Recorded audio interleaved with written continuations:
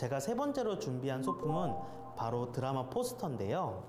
제가 정말 좋아했던 드라마 우리들의 블루스 포스터입니다. 이 드라마에서는 이제 한지민 씨가 있고 그 언니인 영희와 영옥의 이야기가 나오는데요. 이 드라마를 보면 이런 대사가 나옵니다. 왜 사람들이 영희 같은 애 길거리에서 못 보는지 알아? 근데 왜 사람들이 영희 같은 애 길거리에서 흔하게 못 보는 줄 알아? 나처럼 다른 장애인 가족들도 영희 같은 애를 대부분 시설로 보냈으니까. 저는 이게 우리나라의 장애인 돌봄의 현실이라고 생각을 합니다.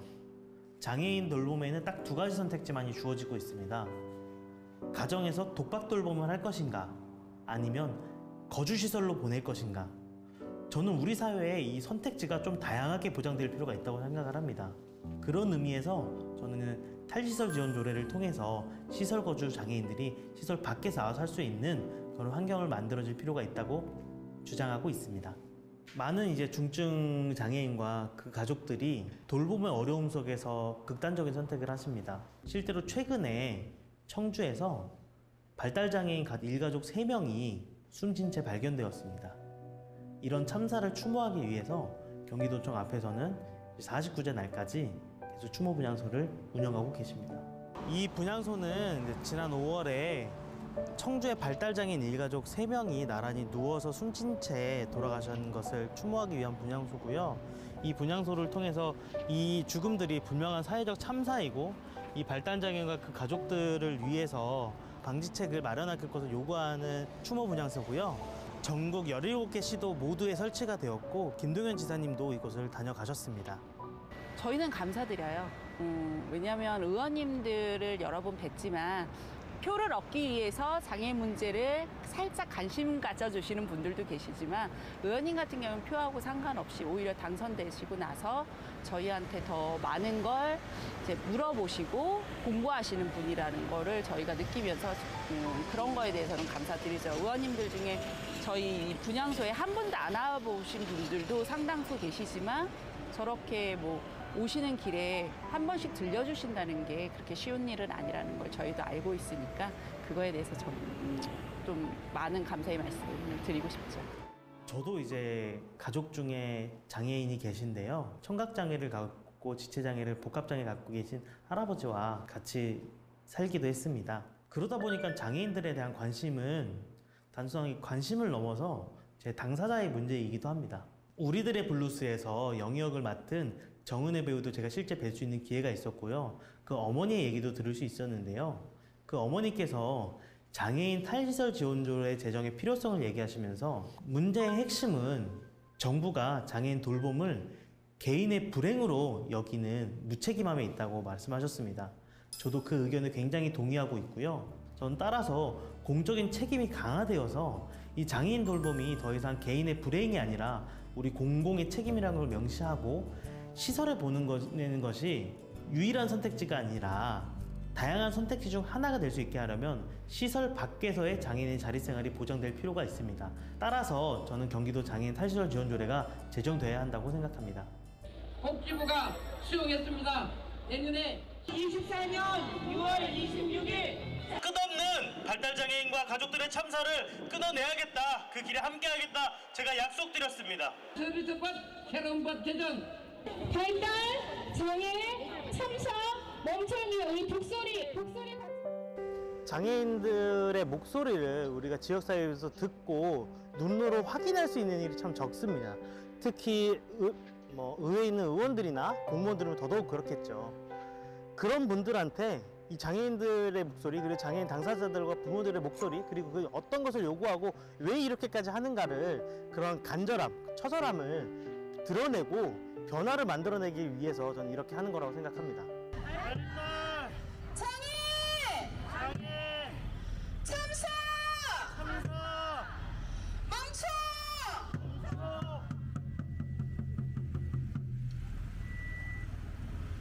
이렇게 저희 장애인 부모연대와 함께하는 발달장애인의 눈물을 닦아줄 수 있는 저분들이 얼마나 힘들고 가슴 아플까, 아니면 저분들의 요구가 뭘까 정확히 가서 들어보고 요구가 어떤 요구인지, 합당한 요구인지, 아니면 정책으로서 본인이 좀 지원을 하거나 이렇게 해야 될 요구인지에 관심을 기울인다라고 얘기를 하시는 거에 좀 가슴이 뭉클했습니다.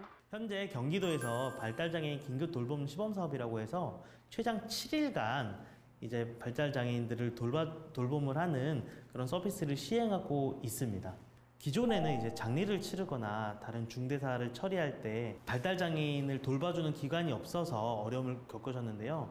발달장애인 긴급 돌봄 서비스가 정착되고 나서부터는 많은 이제 보호자분들께서 어쩔 수 없는 상황이 되면 다른 가족들을 찾는 것이 아니라 이 서비스를 이용하고 계십니다. 따라서 많은 부모님들이 만족하고 계십니다. 경기도 장애인 탈시설 지원 조례를 제가 이번에 이제 발의를 했는데요. 반대 여론도 많습니다. 그 중에 대표적인 걸 소개를 몇 개 해드리자면, 우선은 이 조례가 통과되면 갑자기 일시에 시설이 없어질 거라는 걱정을 하시는 분들이 있습니다. 근데 현실은 전혀 그렇지 않고요. 정부의 탈시설 로드맵은 2041년 기준으로 되어 있습니다. 2041년까지 이런 지원 대책들을 마련을 해서 순차적으로 탈시설을 해야 된다, 이런 기준이 있고요. 또 다른 이유로는 중증 발달장애인이 무슨 탈시설 의사를 밝힐 수 있냐라는 의견을 주시는데요. 중증 장애인들도 자신의 의사를 밝힐 수 있습니다. 그분들도 좋아하는 색깔이 있고요. 좋아하는 자기 삶의 방식이 분명히 있습니다. 그걸 어떻게 확인하는지는 저는 필요한 전문가들의 확인을 받아야 된다고 생각을 하고요. 그리고 그 전제는 보호자들의 동의 없이는 그런 일이 발생할 수 없게 되어 있습니다.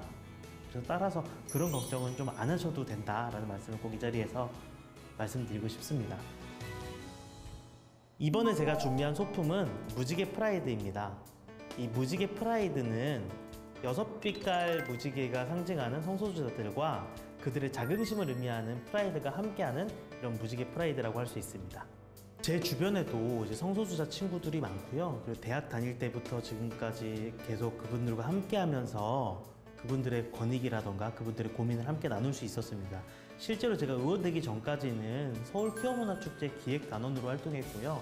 지금은 경기 퀴어문화축제 조직위원회에서 함께 활동을 이어나가고 있습니다. 저는 뭐 성소수자의 존재나 그들의 권익을 평등하게 지켜야 된다는 내용에 반대하는 분들의 입장에는 뭐 전혀 동의하고 있지 않고요. 오히려 그 반대, 당연하게 이게 왜 논란이 되어야 하냐, 이런 생각을 하고 있습니다. 우리 사회에서 과연 장애인들과 어떻게 함께 살아가야 되는지 가르쳐주지 않고 있고요. 이주민들과도 어떻게 살아가야 되는지를 잘 가르치지 않고 있습니다. 마찬가지로 성소수자의 존재를 어떻게 바라보고 어떻게 대할 것인지도 제대로 가르치지 않고 있는 것이 우리의 현실입니다. 세계적인 흐름이 차별을 철폐하고 평등한 세상으로 나아가자는 의미이고, 마찬가지로 미국에서도 동성혼이 합법화되는 등 인권의 가치는 계속 앞으로 가고 있는데 왜 아직까지 우리나라와 경기도는 계속 더디게 가고 있는지 저는 많이 아쉬울 따름입니다. 경기도에 156명의 의원이 있고 1,400만 경기도민이 있습니다. 그러면 누군가는 이주민의 목소리를 대표해야 하고요. 누군가는 장애인들의 목소리를 대표해야 합니다. 또 누군가는 여성의 목소리를, 또 누군가는 노동자의 목소리를, 또 누군가는 성소수자들의 목소리도 대변할 수 있어야 한다고 생각을 합니다. 제가 주로 대변하는 많은 목소리들은 제가 기대했던 그런 정치인의 모습이라고 할 수도 있고요. 또 한편으로는 어느 누구도 흔쾌히 그분들을 대변하려 하지 않는다면 제가 기꺼이 그 역할을 감당하겠다. 그리고 그게 제가 지향하는 정치이고 제가 앞으로 정치를 함에 있어서 저와 함께 가지고 갈 제 목표이기도 합니다. 제가 경기도 온실가스 감축 인지 예산 운영 조례를 통과시켰는데요. 경기도의 예산이 얼만큼 온실가스 감축에 기여하는지를 정합성을 확보해서 경기도의 예산이 온실가스 감축에 기여하는 방향으로 쓰이도록 유도하는 예산제 운영입니다. 이 조례를 제정하기 위해서 토론회도 4번을 거쳤고요. 그리고 또 한 차례 보류될 정도로 많은 의원님들과 토론과 수교 과정이 있었습니다. 그 결과 속에 어렵게 만들어진 조례이기 때문에 제게 가장 의미 있는 조례는 바로 경기도 온실가스 감축인지 예산 운영 조례입니다. 저는 오래 하는 정치가 아니라 오래 가는 정치를 하고 싶습니다. 제가 얼만큼 정치를 오래 하냐가 중요한 게 아니라 제가 내놓는 메시지들, 제가 던지는 의제들이 얼만큼 오랫동안 경기도를 바꿔내고 또 경기도의 많은 도민들이 그 바뀐 삶을 체감하는지가 제게는 중요한 목표고요. 나중에라도 제가 지금의 이 삶을 생각을 했을 때 후회하지 않도록 저는 계속 이 가치를 바탕으로 정치를 이어나갈 생각입니다. 저는 의원이 되기 전에 저를 아는 사람들이 저의 의원 생활을 봤을 때 역시 유호준이 하는 정치는 저렇구나 라고 느끼고, 제가 이 일을 그만두게 됐을 때도 유호준이 하는 정치가 되게 옳고 정직했구나 라는 마음이 들었으면 좋겠고요. 그렇기 때문에 제가 가장 해내야 되는 과제들이 소신 있는 정치, 남들이 다 예스라고 말할 때 혼자라도 노라고 말할 수 있는 이런 정치를 제가 앞으로도 계속 하고 싶고요. 남은 2년 경기도민들에게 잘 부탁드린다 말씀을 전하고 싶습니다. 초선입니다. 선을 넘는 정치를 하겠습니다.